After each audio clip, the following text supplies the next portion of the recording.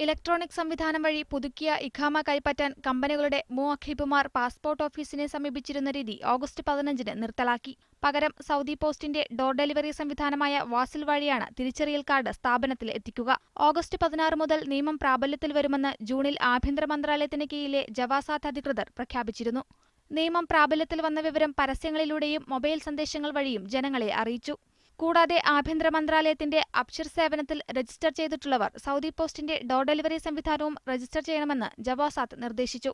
ഇതോടെ വ്യക്തികളുടെ സ്പോൺസർഷിപ്പിലുള്ളവരുടെ നടപടികളും തപാൽ വഴിയാക്കി മാറ്റും. അബ്ഷിർ സംവിധാനത്തിൽ സാധ്യമല്ലാത്ത സേവനങ്ങൾക്ക് മാത്രമേ ജവാസാത്തിനെ സമീപിക്കേണ്ടതുള്ളൂ എന്നും സന്ദേശത്തിൽ പറയുന്നു. ആഭ്യന്തര മന്ത്രാലയത്തിന്റെ സൈറ്റ് വഴിയാണ് രജിസ്ട്രേഷൻ പൂർത്തിയാക്കേണ്ടത്. അതേസമയം വിദേശികളുടെ തിരിച്ചറിയൽ കാർഡിന്റെ പുതിയ രൂപം ഹിജ്റ വർഷത്തിൽ പ്രാബല്യത്തിൽ വരും. ഇഖാമയ്ക്ക് പകരമുള്ള തിരിച്ചറിയൽ കാർഡ് 5 വർഷത്തേക്കാണ് നൽകുന്നതെങ്കിലും ഓരോ വർഷത്തിലും കാലാവധി ഇലക്ട്രോണിക് രീതിയിൽ പുതുക്കിയിരിക്കണം. വർഷത്തിൽ കാർഡ് പുതുക്കി പ്രിന്റ് ചെയ്യുന്ന പ്രയാസം ഇതോടെ ഇല്ലാതാവും. പുതിയ തിരിച്ചറിയൽ കാർഡിൽ തീരുന്ന കാലാവധി രേഖപ്പെടുത്തുകയില്ല.